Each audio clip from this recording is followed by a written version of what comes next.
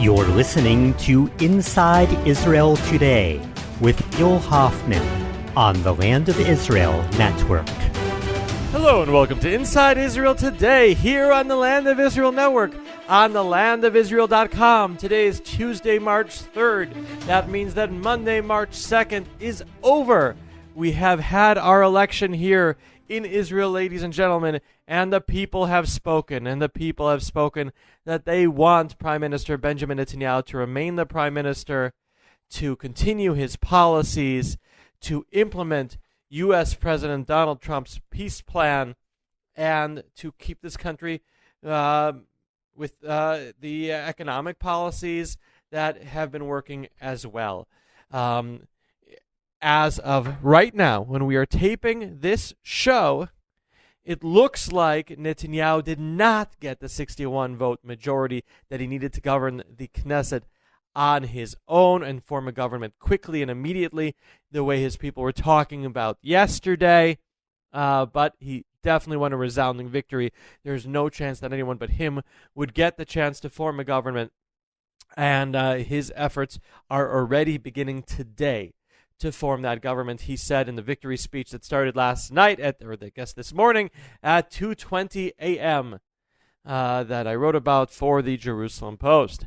In that victory speech, the crowd was shouting no to a unity government, meaning they did not want to see Benny Gantz a minister in Netanyahu's government. Well, Benny Gantz doesn't want to be a minister in Netanyahu's government anyway, so they're going to have to find some way of getting, depending on what the final results will be, a couple defectors, or maybe a Victor Lieberman, the man who has put us through a year of political hell just because of his animosity toward Netanyahu. Maybe in the end he'll just give in, sit with the ultra-Orthodox, which he even said last night he won't do, and allow a government to be formed. After all, he has said that there will not be a fourth election. Well, that's up to you compromising, Mr. Lieberman. If you look at the cover of today's Jerusalem Post, under the headline, Netanyahu defeats Gantz with 60-seat bloc, though I told them put exit polls, Netanyahu defeats Gantz with 60-seat bloc, that it might end up being 59, 58. My analysis headline that they did not change says time to go from promises to compromises. And indeed it is. As I wrote, after incumbent Shimon Peres lost the 1996 election for prime minister that he was expected to win, he infamously said, quote, "In Israel, people tell the truth in the polls and lie in the ballot box." The winner of that election was current Prime Minister Netanyahu, who, according to these exit polls, was going to get another chance to form a government and end the political stalemate. But the problem in Israel over the past year has not been that politicians have lied. It has been that they've been telling the truth. That they said during the election campaigns that I won't sit with him, I won't sit with her, and then they have kept those promises. Enough keeping promises, politicians. No more. Lie. You need to lie for the good of our country. And that's what we need. We need to have people break promises, be lying in retrospect, and be willing to join each other and let a government be formed. We'll see how long it'll take to happen. And yesterday, Likud people are already saying Netanyahu wants to have a government by the time that his trial opens in another 2 weeks. Wouldn't that have been beautiful to have a government within 2 weeks? It's not going to happen. The parties, even Netanyahu's natural allies, are still going to try to extort him for everything they got. Yesterday, Naftali Bennett was already saying Queen Ayelet deserves to return to the Justice Ministry. Ayelet Shaked, who's number 4 on the list of a party that, according to all exit polls, won only 6 seats. 4 ministries, 6 seats. How does that work exactly? I don't know. But they're going to have the usual political horse trading that has been going on now for 13 months. Now, this mess that we are in, at least it has an end in sight, that no one can question that Netanyahu won. No one can question that the people of Israel will not tolerate a fourth election. And so we're going to be moving forward, just a little bit more patience. Now, as someone who covered Netanyahu the entire campaign here, And the last one, and the election also in Likud for leader of Likud against Gideon Sa'ar. We've seen how Netanyahu has learned from his mistakes. He's learned from the previous campaigns where he relied too much on social media and was not in the field. When he had the Likud primary, he went, and it was a 10-day race. During those 10 days, he tried to meet every single member of the party. He went all over the country, did 3 rallies a day. And you know what he did in this election? He kept on doing that. But as he met people all over the country, he put it on social media. Every rally was on social media, on Facebook Live. He did Facebook Live on the way to the rally, on the way back. He was calling people on the way there and on the way back who were outed by their friends as people that did not vote in September. The Likud seemed to know that there would be a third election on the day of the second election because the observers in the polling stations took home the voter rolls that showed who did not vote. And they made sure to get to all the people who did not vote in the towns where the Likud dominates, southern development towns, Judea and Samaria, Jerusalem, of course, and the inner cities in places like Tel Aviv. And they tried to take the million voters that they had before and get them to get their friends among the 300,000 to vote. And sure enough, more than 200,000 people voted in this election who did not vote last time, and we are not counting the people who happened to turn 18 since September. We're talking about new members. The other thing that Netanyahu did very smartly was he found an enemy. Every election, Netanyahu has tried to find an enemy. In many elections, that enemy has been Barack Obama, whether Barack Obama was running or not, whether he was president of the United States or not. In this election also, he was mentioning Obama a lot at the beginning, but then he really focused on Ahmed Tibi. He didn't mention Gantz really until the very end of the campaign. He focused on Tibi, who is the symbol in the eyes of right-wing voters as the enemy that must be defeated. I, in this election, interviewed Bibi and Tibi. When Mubarak died, I hoped that they would send me to the funeral so I could interview Sisi as well. But I sufficed with Bibi and Tibi. And Tibi shocked me because Tibi proved everything that Netanyahu had been saying. If Netanyahu was saying that Tibi would not let Benny Gantz, if he formed a government with the joint Arab list supporting it from the outside, he would not let Gantz respond to rocket fire and attack in Gaza, Tibi confirmed it.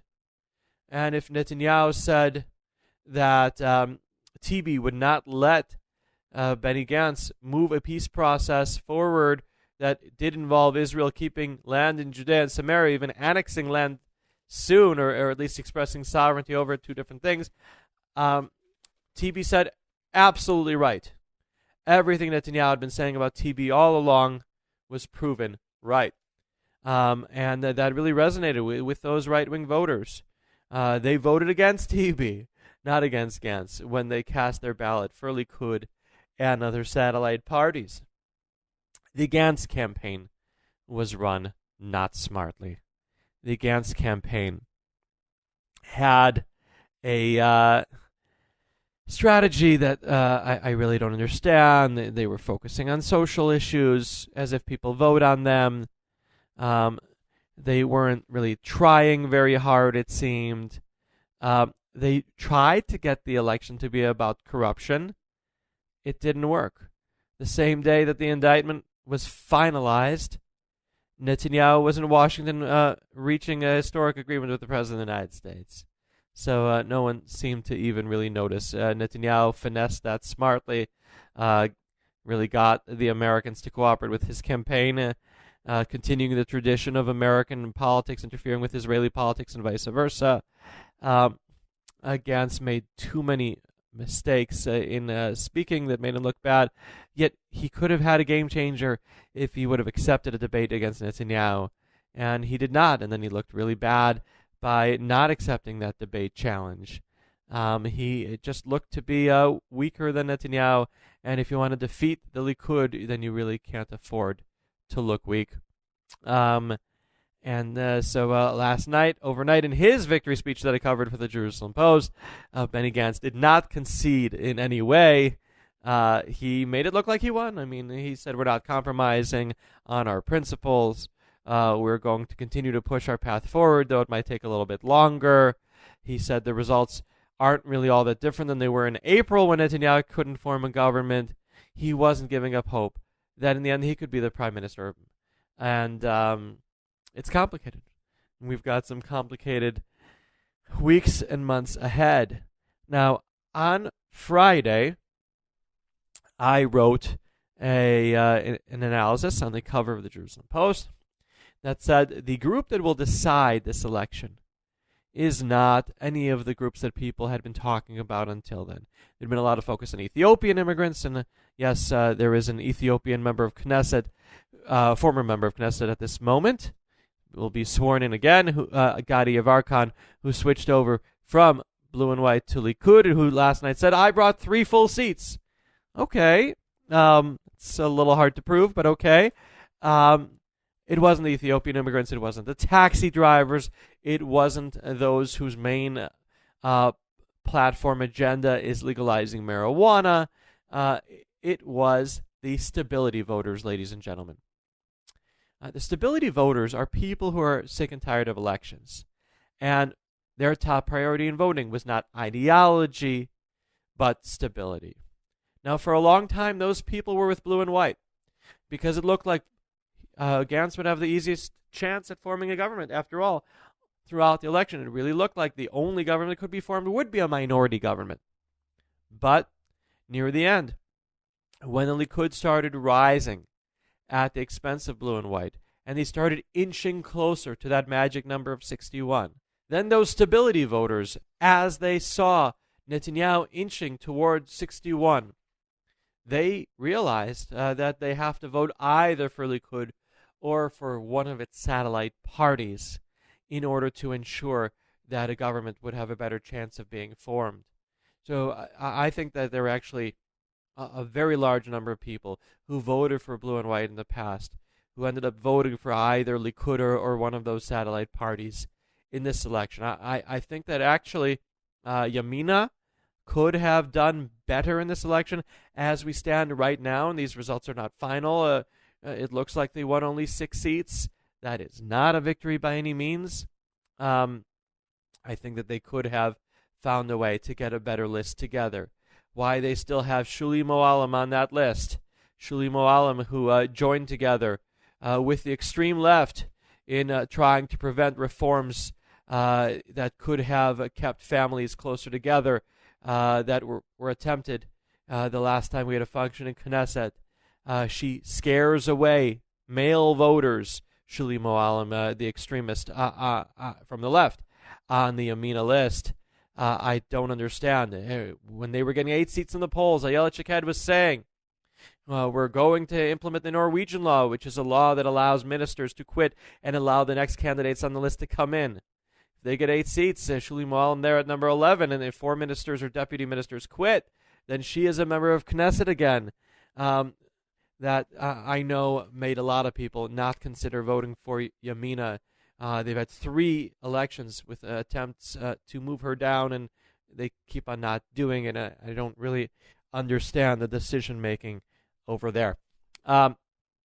So this election also was very much about Donald Trump. Donald Trump is running for office himself. He has his own election going on that we are watching here from afar.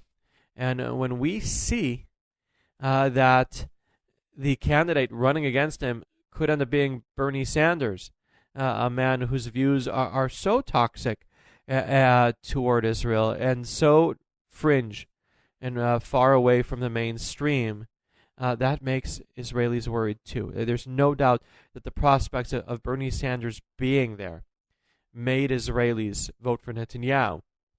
And the prospects of having perhaps only limited time left with Donald Trump, who Netanyahu has built up this relationship with, also undoubtedly made Israelis vote for Netanyahu.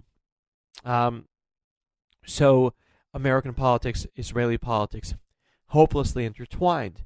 And now especially when it's clear that nobody else can form a government. We don't really have to wait for this political horse trading that there's going to be.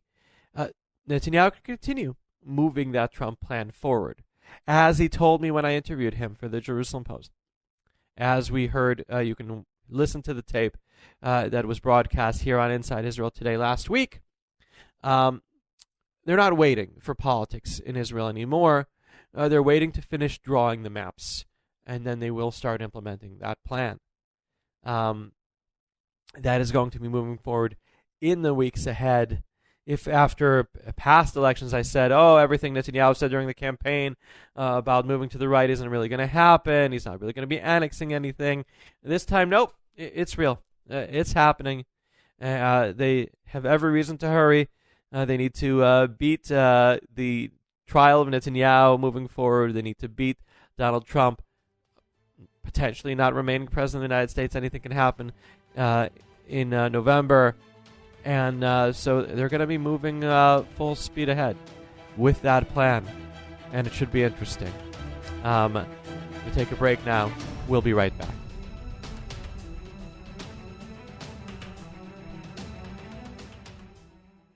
The world, says Albert Einstein, is a dangerous place to live. Not because of the people who are evil, but because of the people who don't do anything about it. And I say that one thing you can always do is tell the tale. So I'm Rav Mike Foyer, and this is The Jewish Story. Join Rav Mike Foyer for the best Jewish history podcast, The Jewish Story, on the Land of Israel Network at thelandofisrael.com.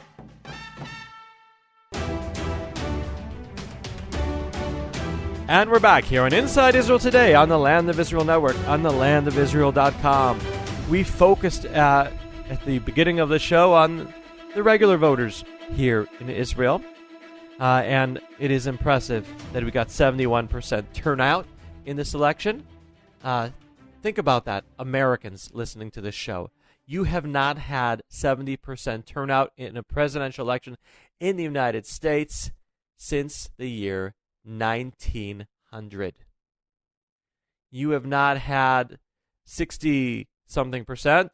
Somebody tweeted to me using data from the University of California at Santa Barbara since the Vietnam War. Incredible that we are getting these numbers over here. And even more incredible was the results among a different kind of voter. A voter who took a very big risk by going out to cast ballot. They are the corona voters.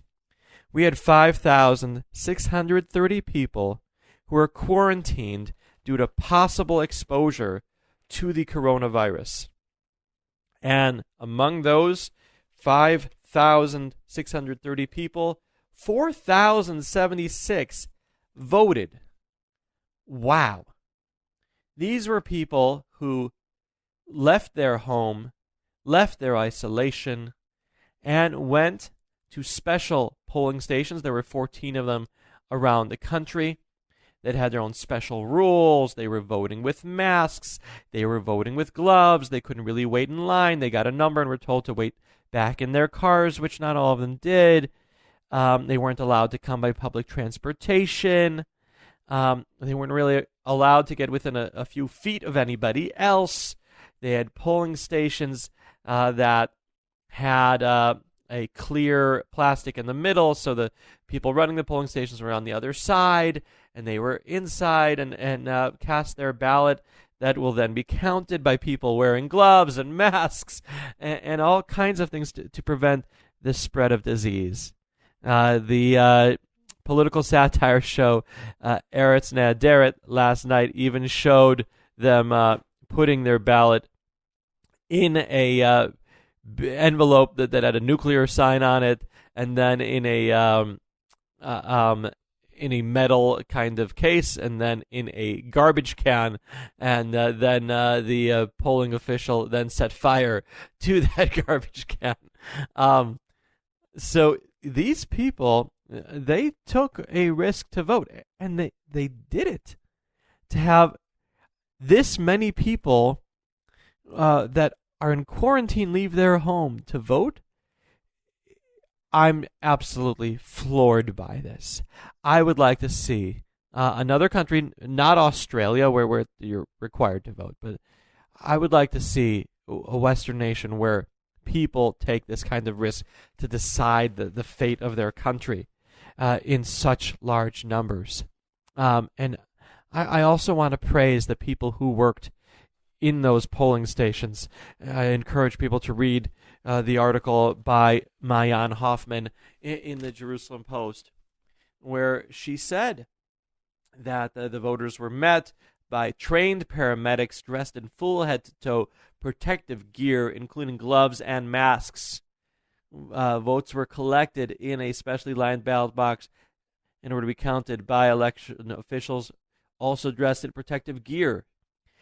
Magen David Adom volunteers enlisted for the mission, operating at the special polling stations, and will be protected at the highest level with dedicated anti-infection kits, said the head of Magen David Adom. It's incredible, the kind of self-sacrifice that there was by these people in casting ballots against all odds. I'm sorry, if I had the risk of a strange disease, God forbid, I think I'd stay at home. I mean, I don't think I have the courage of these people. You can think for yourselves at home about whether any of you would have that kind of courage. And now think about how Israel did this. While we're facing a threat of an endemic disease, we conducted a whole election like this. I don't think you're going to be seeing the Chinese or the Italians doing an election in the days ahead. They can't do that right now. We saw that nothing can stop our democracy. We saw that nothing could stop our Jewish democratic state. We want to have a say in our fate. We want to help decide the future of the Jewish people that is being written as we speak. Ladies and gentlemen who read the Bible continues. The story of the Jewish people continues. We are living history, ladies and gentlemen, here in the state of Israel. We are in the glory days of the Jewish people, and even more glorious days are yet to come because of the strength that the Jewish people showed, and the people of Israel in general who are not Jewish, showed in this election. I've never been more proud to be a citizen of the state of Israel. Am Yisrael Chai, the people of Israel go on. And we're going to go on too. We're going to be talking next week more here on Inside Israel Today. Hopefully we'll know a little bit more about what kind of government we're going to have. Thank you very much. Shalom from Jerusalem.